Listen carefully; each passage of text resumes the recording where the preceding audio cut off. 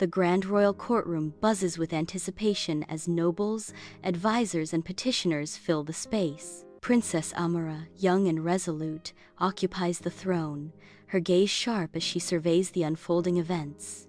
A palpable tension grips the courtroom as a case is laid before the throne, each word hanging heavy in the air. In the grand royal courtroom, Old Man Elias stands before Princess Amara, his voice trembling with urgency. His gestures grow frantic, tears brimming as he passionately declares his innocence. Princess Amara watches intently, her face a mask of contemplation as she absorbs his heartfelt plea. Lord Vargas stands before the court, his voice echoing with accusations. The evidence is irrefutable. Old Man Elias has a long history of transgressions. Amara observes Lord Vargas, her eyes narrowed with suspicion. In the dimly lit royal chambers, Princess Amara is absorbed in the case files, her brow furrowed with concern. Conflicting testimonies and puzzling details weigh heavily on her mind as she seeks the truth. Amara stands tall, her sharp gaze fixed on Lyra as she begins her questioning. Lyra fidgets nervously, her hands clasped tightly as she recounts her version of the theft. Her steady voice paints a different picture, challenging Lord Vargas' claims. A flicker of hope ignites as I sense a potential breakthrough in the case. Lord Vargas rises, his face twisted in fierce objection. He unleashes a torrent of sharp, venomous words, attempting to discredit Lyra's testimony. Amara steps forward, her presence commanding attention. Her voice resonates through the courtroom, asserting her authority.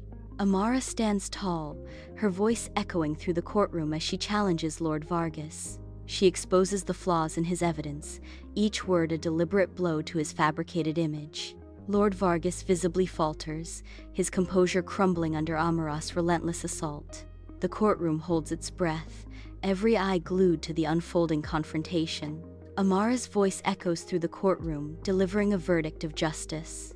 Old Man Elias is acquitted, his innocence declared before all. Lord Vargas is reprimanded, his abuse of power laid bare. The courtroom buzzes with murmurs of approval and disbelief. Amara sits alone in the opulent room, the flickering candlelight casting long shadows. She reflects on the days, events, the weight of her responsibilities settling upon her shoulders. Amidst the burden, she feels a sense of accomplishment. The room is peaceful, reflecting her inner resolve. Amara wanders through the royal gardens, her footsteps barely disturbing the manicured lawns. She stops, inhaling the perfume of roses and lilies, seeking solace from her royal duties. Old Man Elias shuffles into view, his face a roadmap of age and gratitude. Your Majesty, I simply had to express my deepest thanks. Your decision was just, and it has made a world of difference to my family. Amara responds with regal assurance.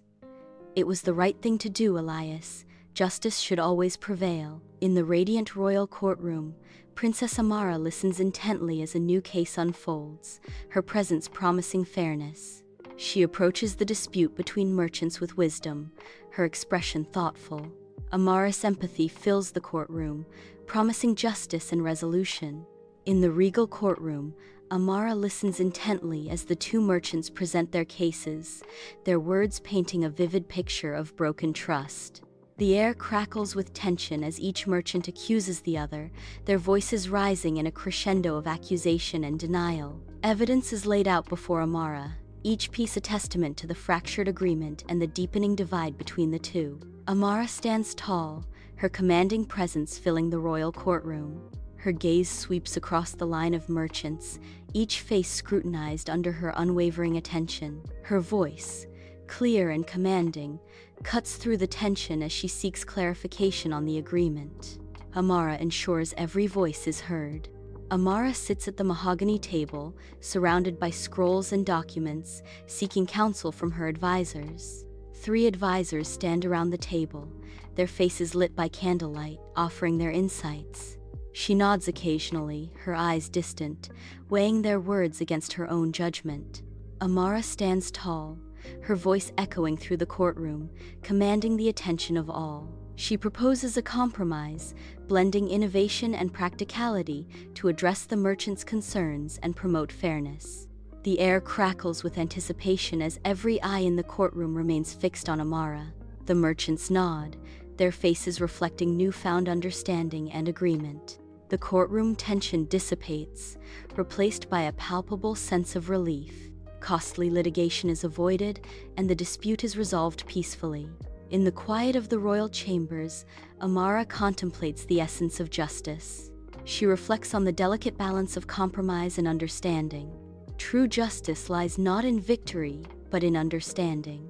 Amara walks among the bustling streets of her kingdom, observing the lives of her people. She is committed to serving them with justice and compassion. In the cold, sunlit courtroom, Princess Amara sits on her throne, a picture of regal composure. Before her, representatives from two feuding families stand, their animosity palpable. Sunlight streams through the high windows, illuminating the dust motes, yet doing little to warm the room's coldness. In the regal courtroom, Amara listens intently as the heads of the two families deliver their testimonies, the tension palpable. Accusations of trespassing and encroachment ignite the courtroom, each family vehemently blaming the other. The air crackles with hostility and raw emotion, threatening to erupt into chaos.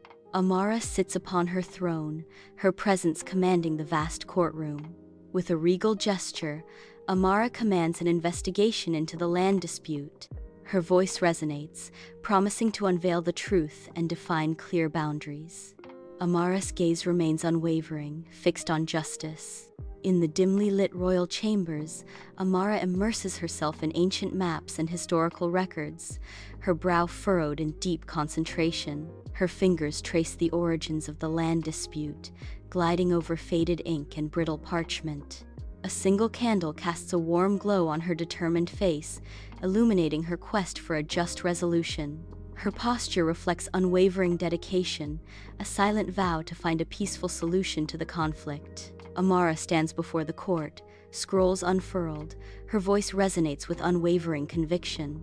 I present my findings, a land redistribution plan meticulously crafted to balance the interests of all families. The air crackles with anticipation as she outlines an equitable approach designed to foster reconciliation and lasting peace. In the royal courtroom, families stand rigid, their faces etched with years of resentment. They resist Amara's plan, their bodies tense with animosity.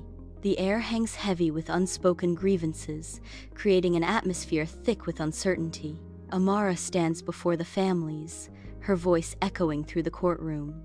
She gestures with open hands, appealing to their sense of reason and compassion.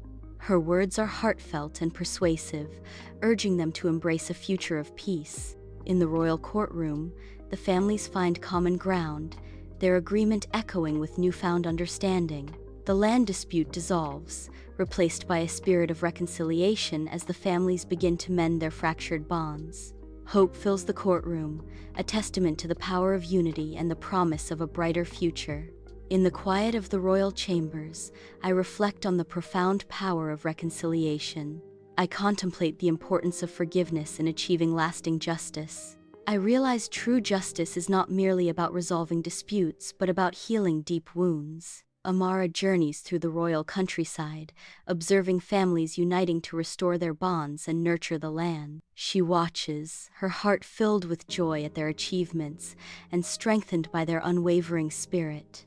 The royal courtroom buzzes with hushed anticipation as Princess Amara sits regally on her throne. Before her, a member of the community stands accused, his dignity masking his nervousness. Sunlight streams through stained glass windows, painting the polished floor with vibrant colors.